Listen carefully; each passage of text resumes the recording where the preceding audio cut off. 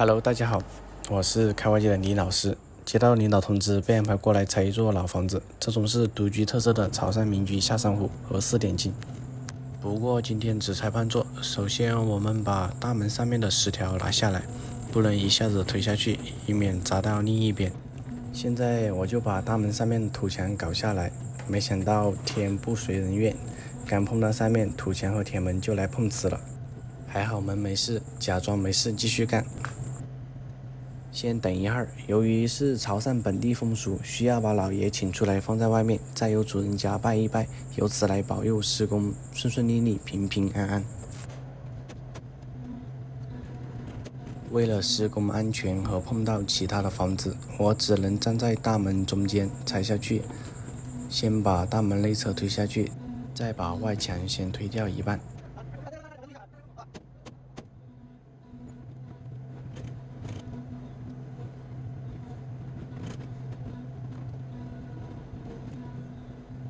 因为隔壁也有房子，所以我要把巷道那条墙推矮一点，以免推我旁边的墙也受影响，跟着倒下去。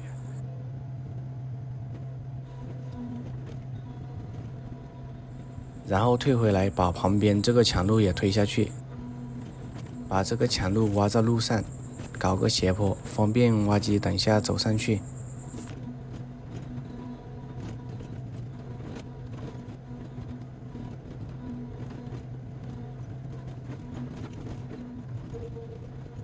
把大块搞小，把木头搞一边，准备把挖机走上去。挖机走上来以后，把路修一修，链条洗一洗，不然等一下在关键时候掉链那就麻烦了。先把容易掉的大瓦片先搞进来，以免掉在外面砸坏电线。哦吼，还是有一小部分掉出去了，有点东西但不多，根本造不成威胁。接着把内墙先推掉，等一下去推外墙就不会给外墙造成阻碍。不过推内墙的时候也是有波动，我们只能一点一点的把这个内墙给它推掉。搞够缺口以后，把这个内墙往里面扒，这样就不会对外墙有什么影响。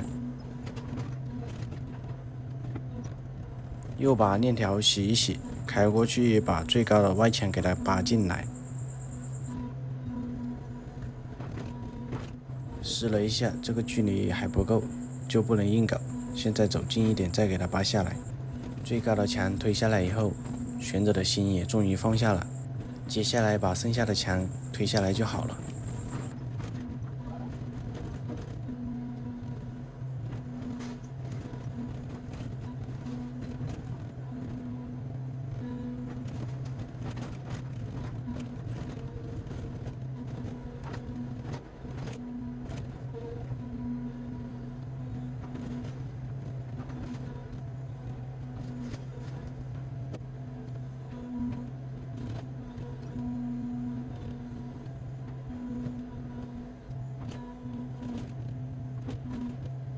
视频到这里就要结束了，还麻烦大家点个关注、点个赞，谢谢。